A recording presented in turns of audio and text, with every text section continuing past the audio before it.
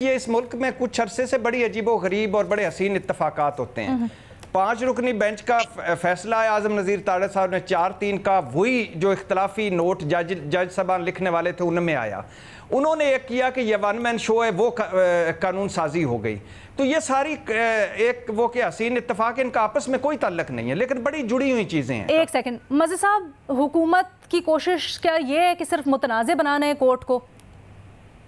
भट्टी साहब, थोड़ा सा जिन जजेस के बारे में ये कहा जा रहा है ना जी, उन जजेस की हिस्ट्री जज कर लें और देख लें, चाहे फायद ईसा हों, मंसूर अली शाह हों, क्या किसी हुकूमत ने उनको वो करके जो है इख्तलाफ उनके खड़े किए हैं।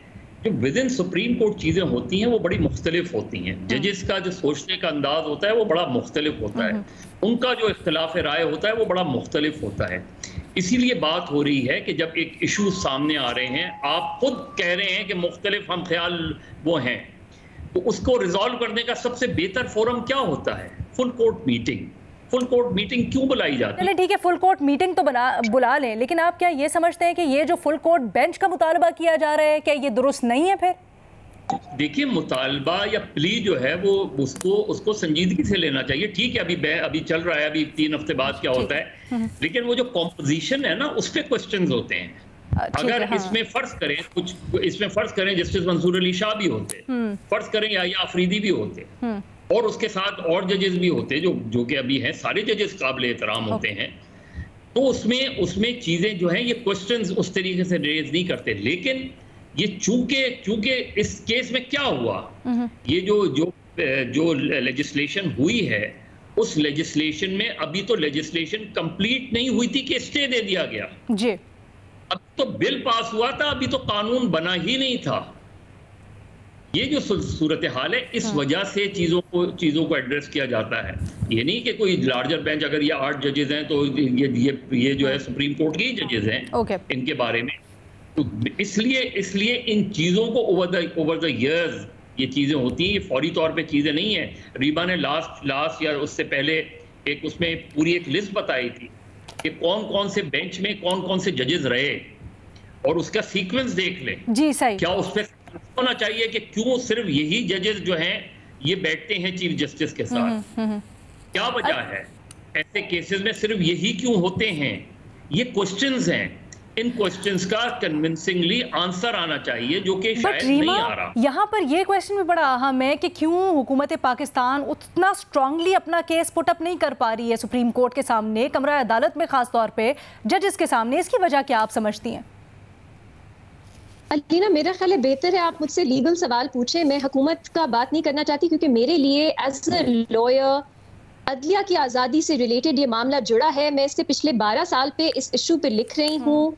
UN के इदारे जो हैं, उनकी रिपोर्ट्स जब पाकिस्तान की अदलिया पे आती हैं, वो कहते हैं कि 184(3) की जुरिस्डिक्शन, क्योंकि ओरिजिनल जुरिस्डिक्शन है, इसके जो बेंचेस हैं वो ट्रांसपेरेंट तरह से बनने चाहिए। मैं आउटकम से मैं कंसर्न नहीं हूँ। फैसला जो भी आए उसका प्रोसीजर फेयर होना चाहिए। बेंच जो भी बने उसका प्रोसीजर फेयर होना चाहिए, कोई क्राइटेरिया होना चाहिए। अभी मैंने आपको बताया कुछ बहुत अहम केसेस हैं, जैसे इलेक्शंस, उसका 3 मेंबर बेंच है। कुछ एक और जज का ऑर्डर सर्कुलर से डिसमिस हो गया, उसको आपने लेजिटिमाइज करना था, उसके लिए आपने 6 रुकनी बेंच बना दिया। ये 8 रुकनी बेंच है। कैसे सुप्रीम कोर्ट, कैसे चीफ जस्टिस खुद ये सोचते हैं या फैसला करते हैं कि कितने मेंबर्स का बेंच होना चाहिए? जो कानून साजी की गई है उसमें कहा गया है मिनिमम 5 मेंबर का बेंच होगा, मिनिमम। ये नहीं कहा कि फुल कोर्ट भी नहीं बन सकती, मिनिमम कहा है, क्योंकि 184(3) जुरिस्डिक्शन ओरिजिनल जुरिस्डिक्शन है। सियासी इसके साथ पीछे मफादात जुड़े, उसको हम किस तरह से सरफे नजर कर सकते हैं? एक सेकेंड अलीना, नहीं कर सकते, क्योंकि 2 मुख्तलिफ मामलात हैं, उनको बिल्कुल आपस में आपने बिल्कुल एक मामला नहीं बनाना। कुछ इंटरलिंक्स हैं, इंटरलिंकेजेस हैं, लेकिन ये खुद से भी अपना एक, क्या अदलिया की आज़ादी हमारी आइन में एक अलग सेफ गार्ड नहीं दिया गया? क्या फेयर ट्रायल का हक जो है वो अलग से फंडामेंटल राइट नहीं है? क्या हम हर मामले को सिर्फ पॉलिटिकल लेंस से देखेंगे या हुकूमत ऑपोजिशन की लेंस से देखेंगे? मेरा सवाल ये है कि क्या क्राइटेरिया है जो इन 8 जजेस को इस बेंच पे रखा गया?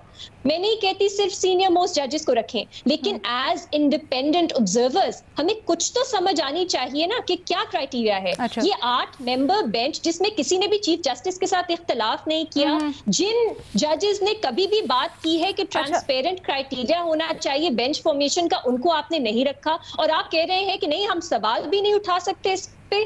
फुल कोर्ट बेंच का मुतालबा इसलिए दुरुस्त है, इसलिए अदालत को एक्सेप्ट करना चाहिए क्योंकि अदलिया के अंदर से ये बात आ रही है कि ये परसेप्शन जा रहा है कि लाइक माइंडेड जजेस एक सवाल करते हैं इशू को एक सेकंड सेम इशू पे पोजीशंस रखते हैं, जो चीफ जस्टिस से एग्री करते हैं उनके बेंचेस बनाए जाते हैं, जो अदलिया की आजादी के लिए बहुत हार्मफुल एक परसेप्शन